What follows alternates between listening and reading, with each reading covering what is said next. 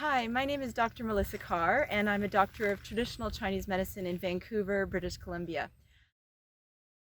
I was a regular frequent figure skater. I was a dancer. I also swam, dove, played volleyball. I was very active as a kid and through my teen years. But I was really limited by knee pain. So the knee pain that started when I was 12 resulted in me going to physio on a regular basis, and the physio gave me exercises and a TENS machine I could use at home, and knee braces and shoe orthotics, and I hated all of them. Through that journey, I decided, the plus of it was that I decided that I wanted to get into health. I wanted to be able to help heal people. And so I started on a path towards sports medicine. I wrote my MCATs and did well on those. I completed my degree in human kinetics, kinesiology from the University of Guelph.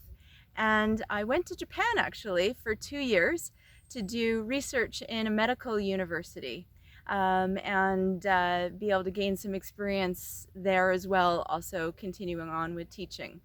While I was in Japan, I think that things really shifted for me. I realized that the way of thinking that I had understood was more focused on individual things. So looking at perhaps what cell is a problem, what enzyme is missing, what gene is causing a problem. And the Eastern way of thinking is much more holistic, more systems-based and more relationship-based. Why is that system affecting another system? What's going on emotionally? It was a much broader perspective, a much broader way to look at things. And so when I came back to Canada, I found that though I still wanted to pursue a path in health, I wasn't sure about how I would do that. The path towards conventional medicine no longer seemed like the best path for me. And so I happened to pick up a book about traditional Chinese medicine. It was very introductory, but it changed everything for me.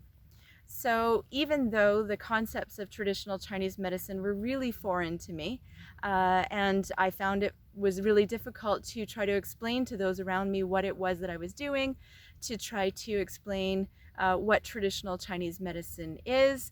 It was, in those days, it was unheard of virtually for most of the people that I knew. And for me as well, it was very new.